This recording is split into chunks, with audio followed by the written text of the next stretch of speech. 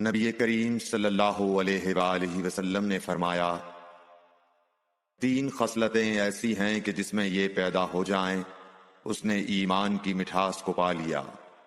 अव्वल ये कि अल्लाह और उसका रसूल उसके नज़दीक सबसे ज्यादा महबूब बन जाएं। दूसरे ये कि वो किसी इंसान से महज अल्लाह की रजा के लिए मोहब्बत रखे। तीसरे ये कि वो कुफ्र में वापस लौटने को ऐसा बुरा जाने जैसा कि आग में डाले जाने को बुरा जानता है। Like, share and subscribe for more videos.